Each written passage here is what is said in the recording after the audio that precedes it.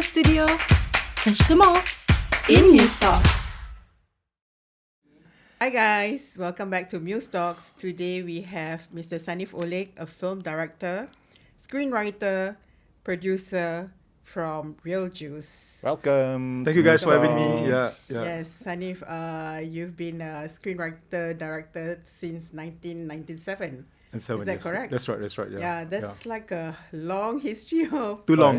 production work. Right. Congratulations on your completed production of Haikal Nak Jadi Chef for Surya, right? Yes, that's right. Okay. Recently, that was a 13th episode, and I think it's a challenge lah for all of us, because I think this is my first time doing 13 episode programs.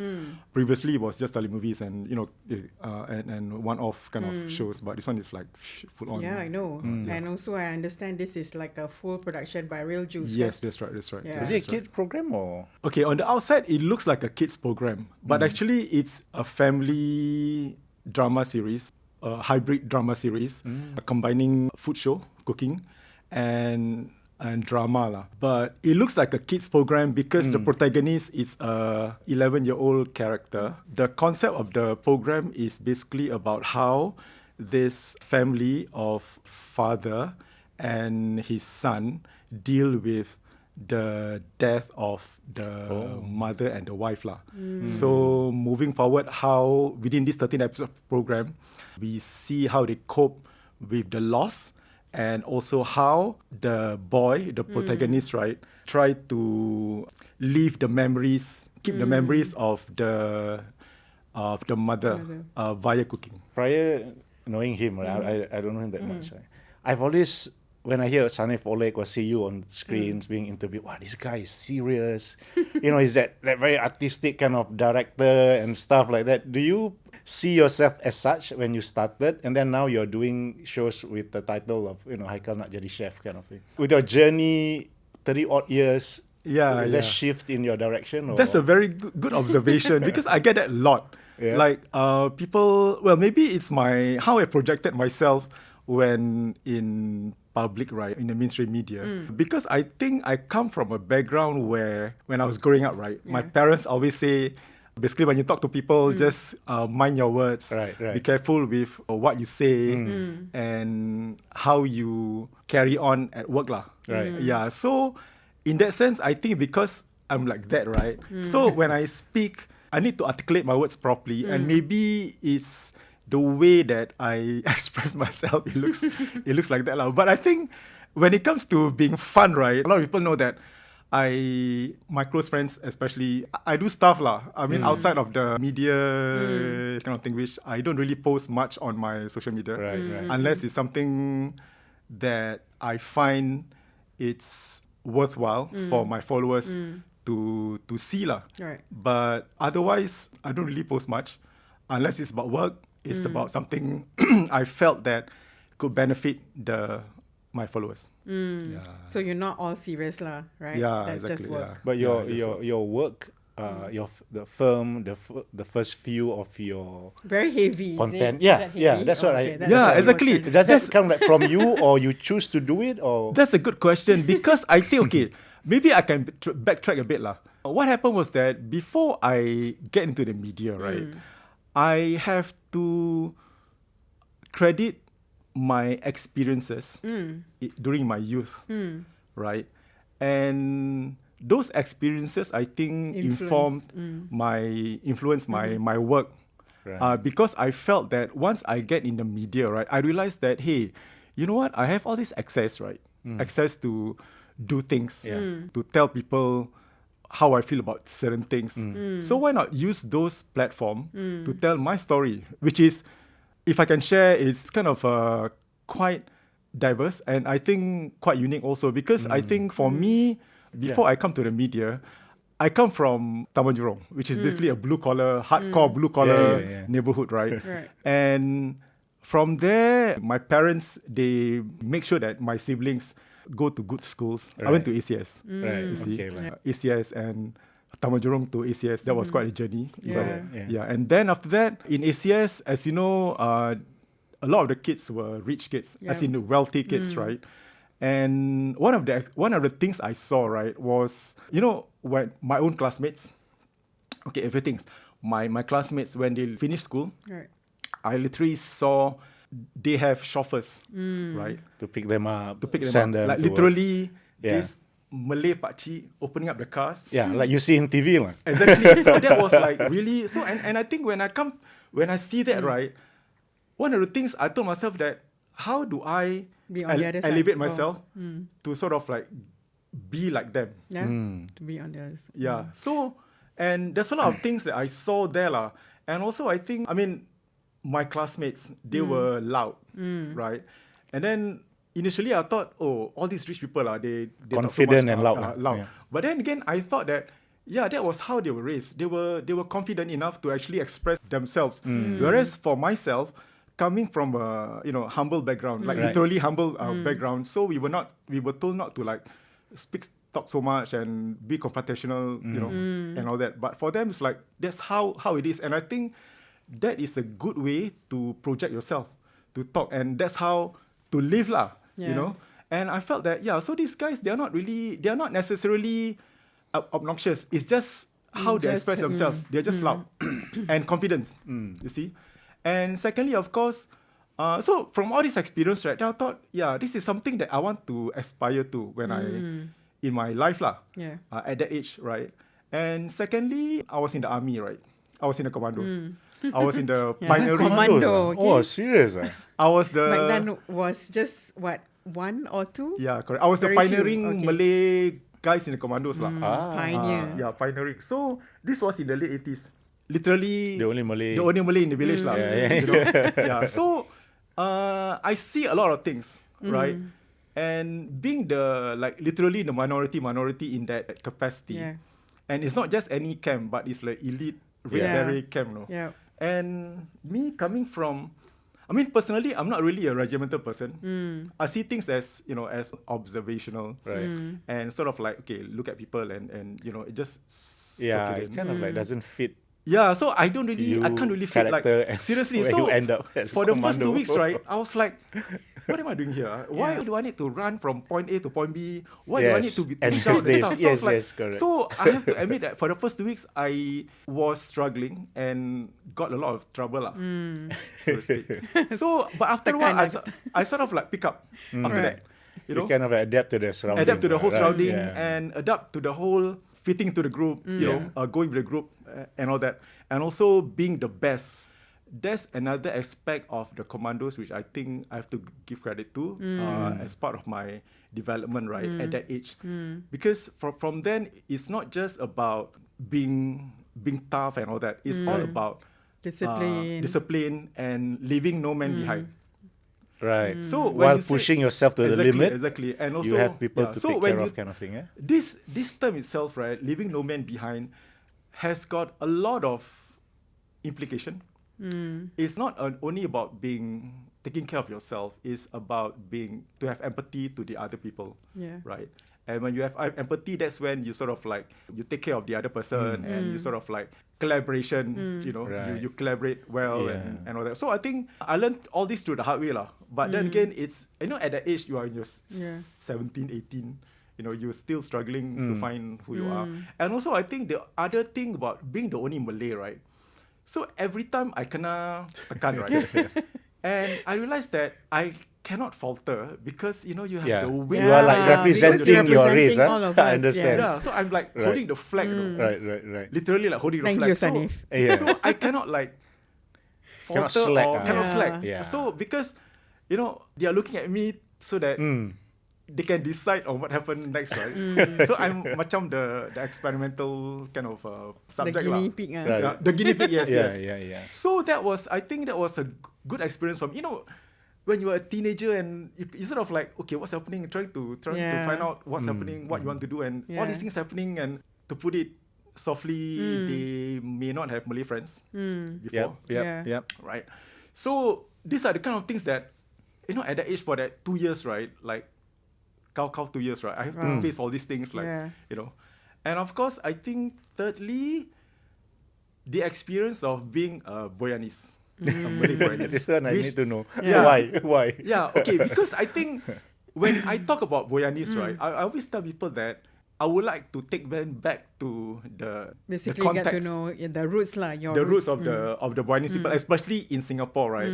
I only found out later that about the stereotypes of being a Boyanese, like up to the point where there were prejudice being a Boyanese lah, and I heard that, I mean, not from the elders lah, that there was a point in the turn of the century or something, like people don't even want to marry a Boyanese. Oh yes, Really? Yeah. You cannot even cross Correct. marry There's because a stigma. because there's this stigma that Yep. Boyanese, you have the black magic, they do black magic, and also the other thing, point of contention is that because I think the fact that a lot of Boyanese, right, the perception is that they like to eat tuna.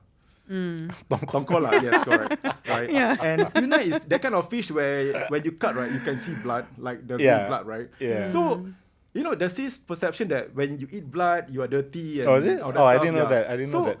All this Nonsense. accumulation of stereotypes and about the blood and the black magic and all that. So it formed the perspective that Boyanese are dirty pariahs lah back then. Yeah. So there were relatives and relatives and all that, they actually shared with me back then, people don't actually, when you hear that, your future spouse is going to be Boyanese, the other family would say, don't marry and stuff like that. So, which I think, it happened to one of my uncles actually. Yeah. And then, and of course the whole heartbreak and the whole thing, so it's kind of like So drama. drama lah. But then again, it's very real for me. Yeah. It's not something. So I find that You are what? Second generation Boyan? Third generation. Okay. My grandfather, so my mom and I'm on the other side. I'm Jawa. I see. My dad is born in Java, so he made the journey to Singapore. I see. So you're the second gen. I'm gen second I see. gen. So I'm third lah. Yeah. So when I was growing up, I got the privilege of like mixing around because when my parents work, right, they dropped me off at my grandma's place for a good 5 years. Right. So the experience that I got to be immersed in this culture of Boyanese, right, that is like a capsule. Because my grandma lives in this community, close-knit. Not Pondok. Not Pondok. They live in this road called Juntong Road lah, at Old Jurong Road. Okay. So that's where the majority. Yeah, of it's a close-knit Boyanese. It's like, and you just once you go inside the kampong, right? Yeah, that's what Boyanese are known, right? Yeah, they live together, Pondok, yeah. communities of their own. Exactly. Yeah. And so for me, that's when I pick up the language at 3 years old, 3 or 4 years old, and I know that there's like in Boyanese language, right? There's the refined language and it's like French or you got the fine language, right? And the like atas and like in the Jawa language, also lah. Jawa you have the same. Yeah, Jawa, same. Jawa halus, I mean, Jawa halus, yeah. Jawa kasar. just look at Malay also. Yeah, you know, Malay as well, there's- right? Yeah. Because Jawa, The two one thing different- they have the kraton, right? The palace. Oh yes, yeah. Palace punya Jawa. Language That different, was yeah. very, very fine, very halus. Up to a point that probably you don't even understand what fella's trying to say. It's so diverting, so exactly. beating about the bush, right? Exactly. Correct. Yeah, and then the So- kasar ones lah. Yeah, so my grandparents, they speak between themselves in that Boyan Halus lah. Whereas when they speak to my aunties and uncles, right, it's the Kasa. And then even my aunties and uncles, right, they attended secular schools. But once they come back, right, it's all Boyan, that's it. Oh, Like really? Boyan. Wow. Oh, okay. So it's not only the language, it's the nuances of the culture, it's I learned a lot lah at that age, right?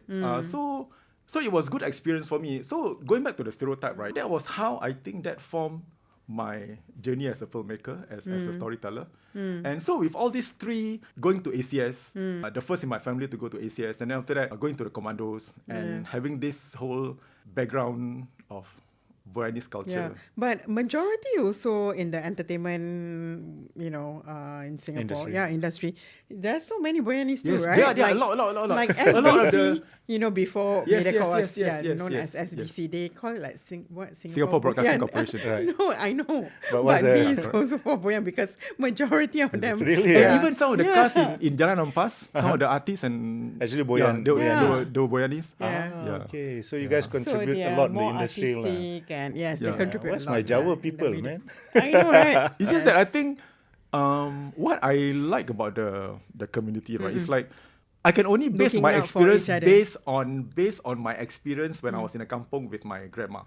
So whenever firstly, right, you know how the Boyanese, right, especially all those elderlies lah, the male elderlies, they are small size and all that, but you know that they can recite the Quran like super fluent, and sometimes they are. Other than that, they have other skills lah. Batin Batin, stuff. exactly. So you can see that. So these days, right, when I speak to any elderly Boyanese, right, You're a bit. they have that look. Oh. I can't describe What it, kind but of look is that? once I see it, I will know lah. Oh, really? Yeah. Adisi. Whether they have that Right. that skills or Right. not lah. Yeah. So these kind of things, right, will be lost in the coming generations. I think after our generation, this distinction between Jawa, Boyan, the nuances, like all these things will disappear. I don't know whether for the good or for not so good, but that is part of the culture that will, be Evolution of eroded. the- Like how for we your are in Singapore. for your culture as well, Yeah. right, Shah? Yeah. From your Minang. Yes. side. Oh, Yes. okay. So like nobody The same. actually gives a right Correct, for where I think you it's are just that I from. think because I think in Singapore, right, especially our community, because of the other things that we need to take care of, sometimes this sort of Yeah. Yeah. values or part of our culture Correct. Takes second seat. yeah, Yeah. Takes a back seat, right? Takes a back Because we're seat. more practical, Yeah. pragmatic. Also, yeah. it depends. Like, maybe for Sanif, he got the privilege to live with the grandparents.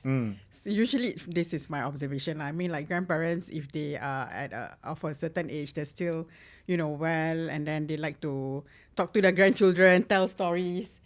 And then, it will create curiosity for the grandchildren. Like for me, I don't really grow up with any of my grandparents. Yeah. Same, like from my same. paternal. Yeah. Exactly. So we do not know, see. So it's like, okay, Yeah, I why get what suddenly you we mean. want Yeah, to I get what care you mean. about, Yeah, I think where we come from and all that. Yeah. That's the thing. I think because of that also, you sort of like value those times when everyone was unique. Because now when you speak about Malay, right, it's just one Malay. Yes. Correct. Whereas, but then again, when we dig deeper, right, Yeah. we realize that hey, we actually same but different. Different Yeah. parts. Different parts. Yeah. But that's something which makes us unique lah. And also I think that translates into our storytelling. Right? So that's how you feel shapes your Exactly. your work Yeah, exactly. in the early days. Exactly, my early days. So when with all these experiences and also observations, right? Having all these experiences, majority being a minority. So when I tell my stories, I try to inject all these things with this perspective lah. Not necessarily that I have to be deliberate about it, but whenever I have the chance, right, to tell these stories, I will explicitly do it, Yeah. right? Like your short film, Lost Oh yes, Soul. yes. My short film Was that based on a Exactly, yeah, a real exactly. scenario? That a real was- experience? Lost Soul was actually based on my experience with my late dad also. Your Because first short film, right? first short film. Okay, the context is that What year was that? Sorry. 2005. Okay. Yeah. Okay. Prior to that, right, I was attending all these short film festivals and other festivals in Singapore lah. So I noticed that there's no films made by Malay Singaporeans. Oh, really? There were short films, or rather there were films, Malay films, but these were from Malaysia or Indonesia. Locally, Yeah. Singapore. Tak Tak nothing. ada. The only Malay content that you see is TV lah. Yeah. Right. Yeah. But when it comes to films, right, there's no Malay films or Malay content. So I was quite anxious about this lah. I was quite frustrated. Like, why am I not seeing all these Malay films? And then I was thinking myself, like, hey Sanif, you are a filmmaker.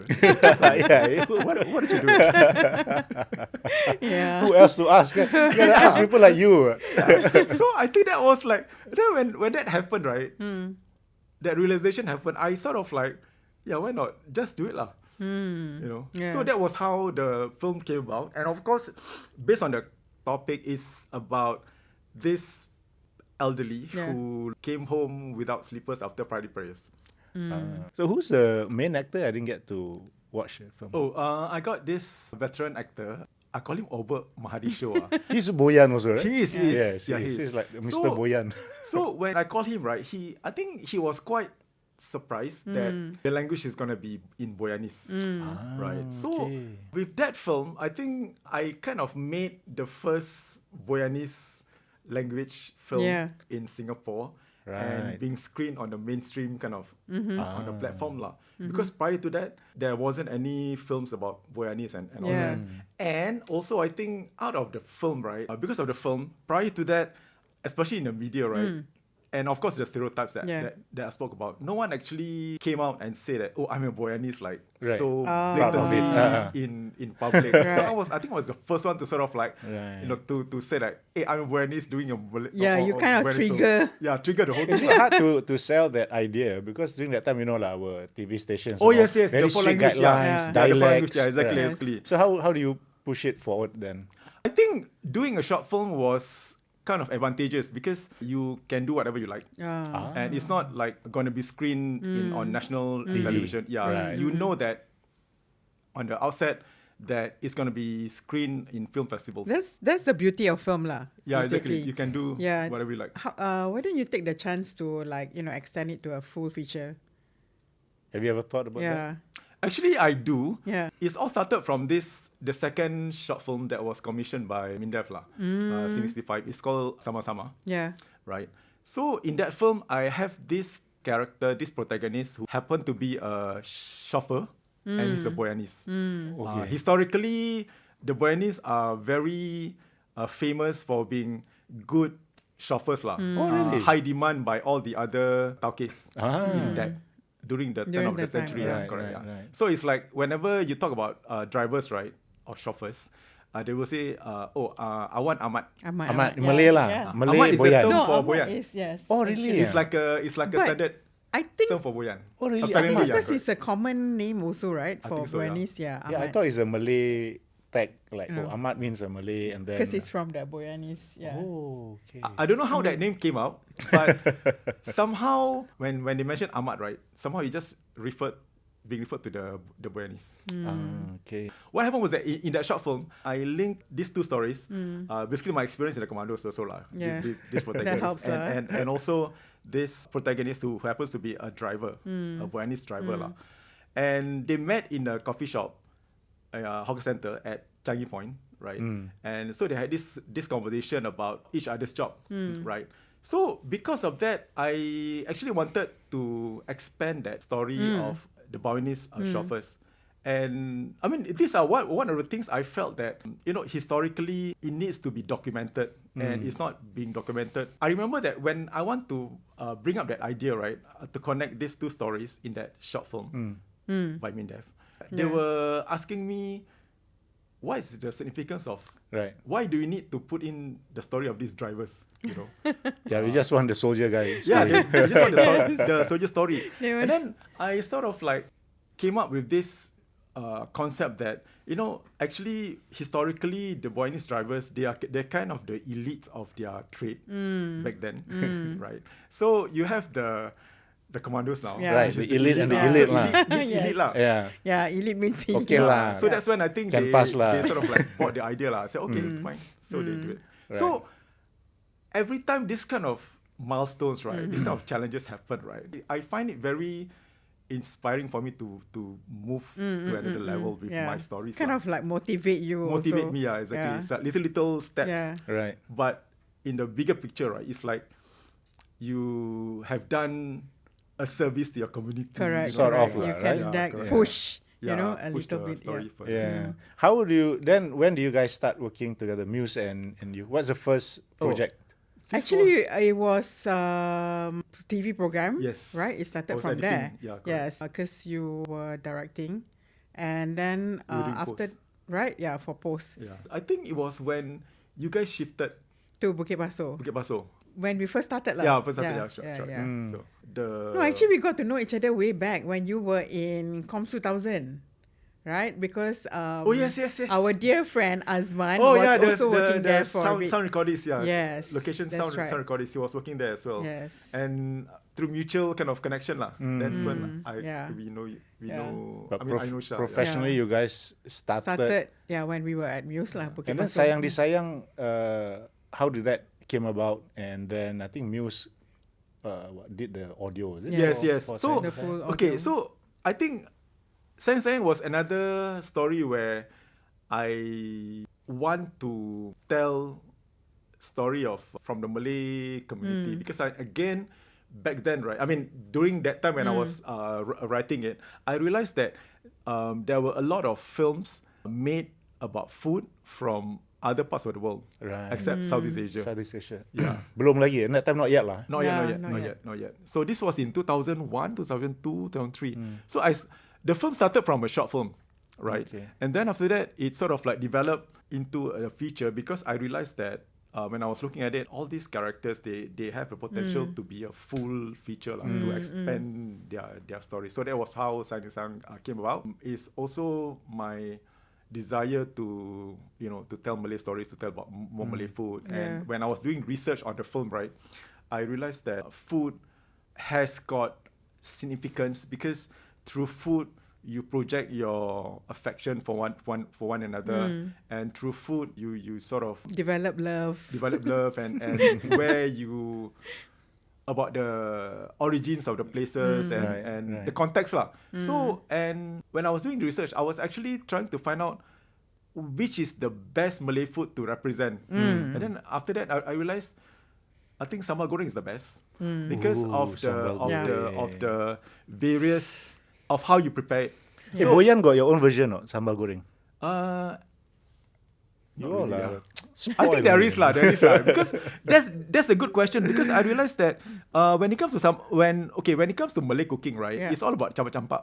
Yeah. Betul. And whatever is in the kitchen kind of thing. Exactly. So there's no such thing as 1 gram, 1 kilogram or Yeah. half whatever. So it's all about Yeah. feel, about sambal. Correct. So in this film, right, I was talking about the idea of how taste is determined by the person's background and environment.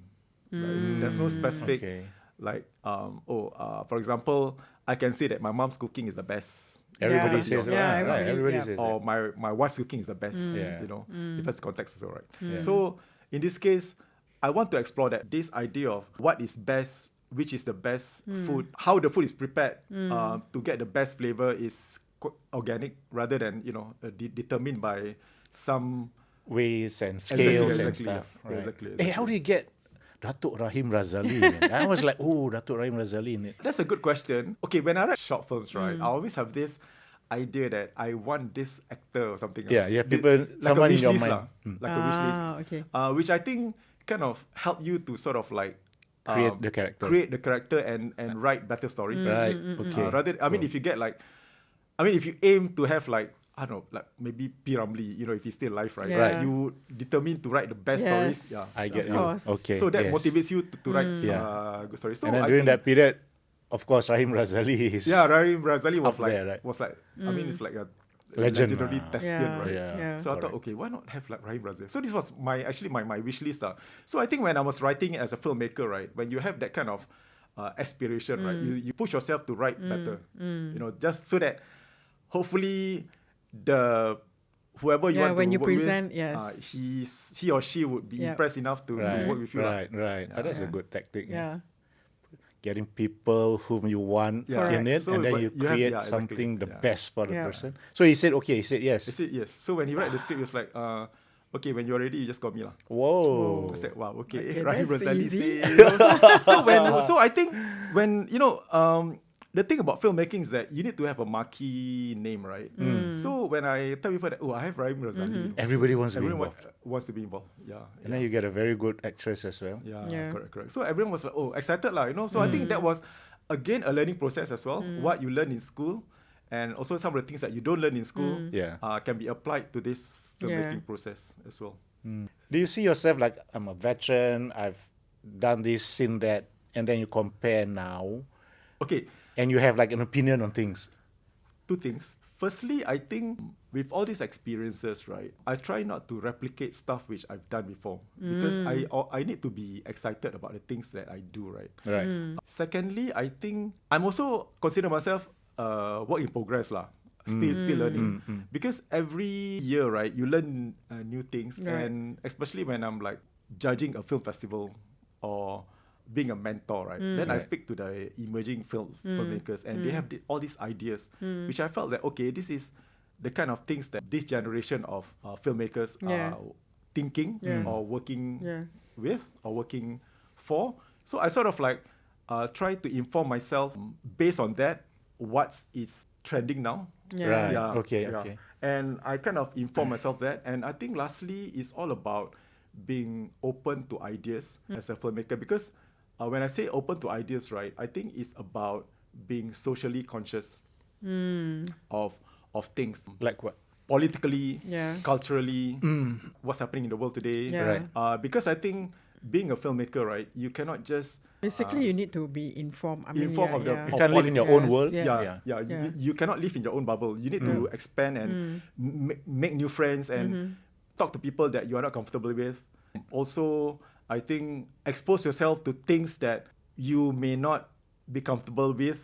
So it's like, okay, for example, I was raised in a conservative Boyanese family, right? But I have friends who are on the other side, you know, in the other cultures. So I need to have that to sort of inform myself of the things I do later. When you apply to dialogues, the scenes, so that you don't appear shallow or hollow in your work. You need to be informed. And I think that's very important. Filmmaking is all about connecting to people. Correct. You need to relate. Exactly. When you can't connect to people, right, authentically, we just lose the audience. That's what Juan said, right? Yes. Don't feel real. About authenticity, trying to connect, which is exactly. very important because you're using this medium, to pass a message, Exactly. to convey a message. It has to look real and feel real. So I think, going back to the idea that, I think your first question, why I'm always being serious and all that. So maybe perhaps because my experience, right, growing up is kind of like very dark and gruesome and you feel so? Dark and gruesome. You feel that's very unique to your own upbringing? Or? Maybe not gruesome lah. I used the wrong word. Sorry. Maybe it's seem dark and seem very serious, seem very blue collar, hardworking and stuff. Conservative. Conservative. So I think that kind of translated into the things I do and what I'm comfortable with. Yeah. Do you think, son just throwing spanner in the works. Do you think there's a burden socially, mentally of being a minority? Do all of us grow? I have a bit of what you were saying. I understand because that's what I went through as well, right? Very conservative, very humble background, a lot of siblings kind of thing, right? And then all of a sudden you go to secondary school, you open up your world to other, like rich people. To me, anybody who has a car is rich at that time, right? So I kind of like related to you. So I was just thinking, is it something that a lot of us minority guys have that when we are growing up? Like we need to voice out, is it? Yeah, we need to... someone to be trying to be part of, the bigger world of Singapore, of other races, of other different living, social strata and all those kind of things. At the same time, we are... with our background of humble beginnings and stuff like that. That's a good question, because like even until now, right, when I do certain things which is not deemed conservative, my siblings, especially my oldest brother, they will be like, "Why are you doing those stuff?" Those stuff. Can you elaborate? For example, commercial stuff. Those controversial kind of stuff. Right. I mean, as much as I try to explain that, I'm in the media and there's the Sanif, the one that you know, and Sanif, who is the media practitioner. Right. And I think as a media practitioner, I have things that I need to say and I want to do and I want to project out. Because it is happening, right? It is happening. And I think this is the reality of stuff. And the friends I make, are in the industry. There's diverse kind of people that we are friends with, right? And of course, these are the friends that, or experiences that you may not agree with, but I think as a media practitioner, these are the friends that inspire me to make better stories. Right. I can only speak for myself lah. Coming from a Malay, Boyanese, Singaporean background, right? When I tell my stories, I try to sort of like give the other voice. the alternative voice, as in like when you hear things being projected in the mainstream media, right? You're sort of like, hey, you know what? That's not how it is being represented in my community. This is how I want to say it. Right.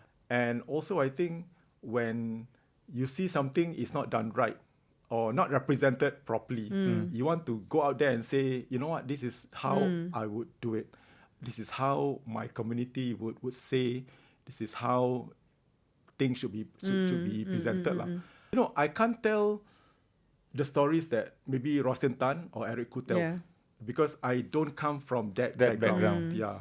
And I their can only tell the experiences are different. Singaporean stories from the community that I grew up with. True. I grew up in. Yeah. The new generation of filmmakers, I'm sure you know, some of them your mentees, you are amongst them. Do they have this kind of, I wouldn't say baggage, right? But what you are trying to do, like, you know, this minority seldom heard voice, do they have that kind of stories to tell as well? From my experience, I think they are very eager to tell their stories, but I think that they are not focused on what they want to talk about.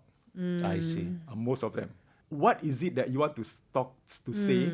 One. Secondly, whether you will be proud of your work 5 years, 10 years, 15 years down the line when you look back.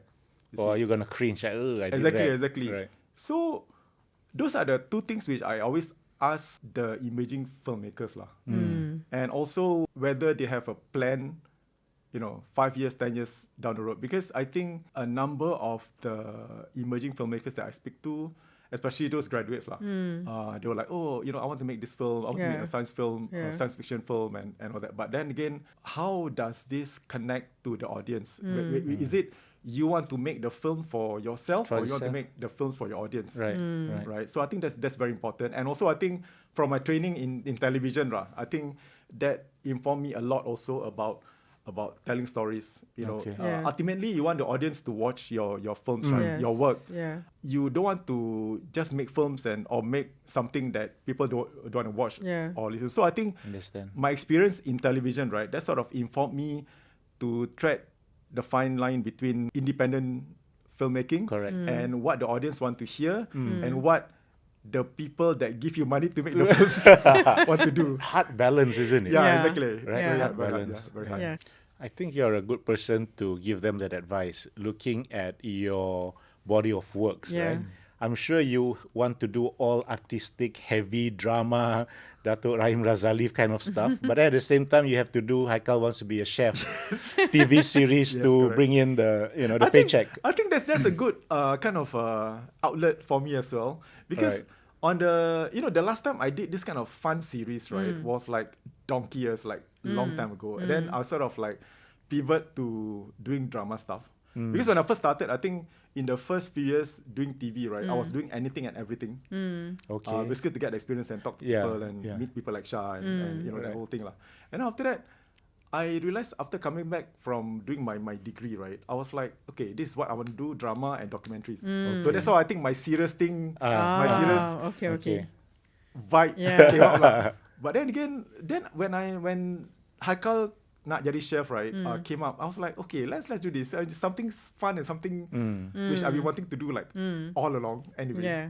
So, But and also how you manage to capture the audience interest is also you use some nuances from P. Ramlee movies. Yes, right? And then it kind of connect the older so generation. audience, That's a good observation also, because in this program it's not just about fun and all that. It's when you look at the series, right, the writing, there's influences from P. Ramlee, you know, like what I said, from the old P. Ramlee films, as in the way they, you know, when you watch P. Ramlee films, the way they talk is kind of over the top. And there's this over drama kind of stuff. And that's one. Secondly, also, when it comes to how approach the shots, these are all based in traditional film theory lah.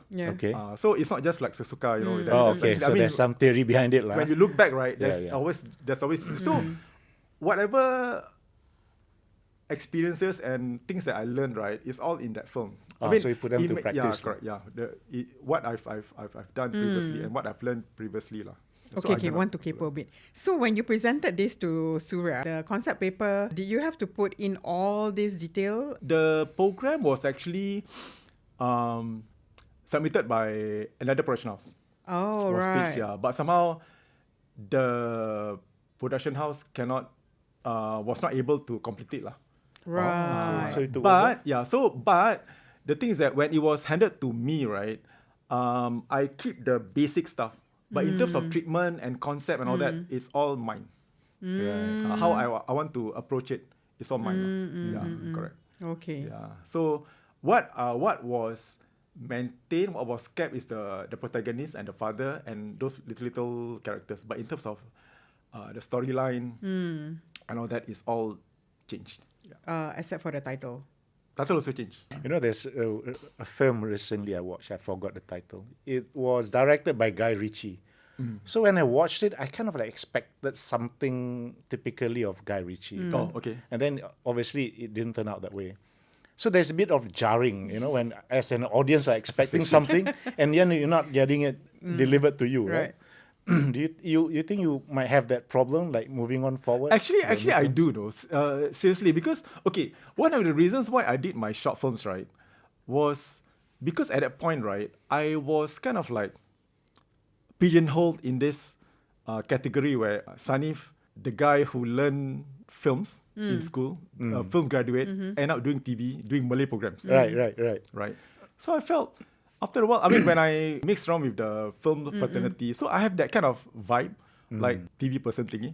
Then I realized, you know what, I'm just gonna like, these films are my outlet, actually for myself also lah, to tell myself that I still am in touch with my film craft, yeah, rather than TV. So this is like my outlet, and so when that came out, right, suddenly I'm the Sanif the filmmaker. Oh, okay. Understand. Because maybe your short films are more relatable, you know, there's a message, it's easy for it, yeah. Which I notice a lot of us artists, right, especially the actors, whenever I call them for, or anyone call them to do short films or something, right, they will just say yes. And the vibe we get from all these actors and cast and whoever, right, they felt that, oh, if it's not like from mainstream channels, right, it's a short film, right, they'll be like, I can sense there's this sort of a sigh of relief Right. that they can do whatever they like, you know. Yeah, TV, because there's always this thing that we need to abide, right? Language-wise. Yes, exactly. And then, you know, even clothing. Yeah. Okay, just to wrap up, newer filmmakers, the new generations, the new kids coming onto the industry, you managed to stay on in the industry for so long. Any words of advice or warnings to them? Listen up, all.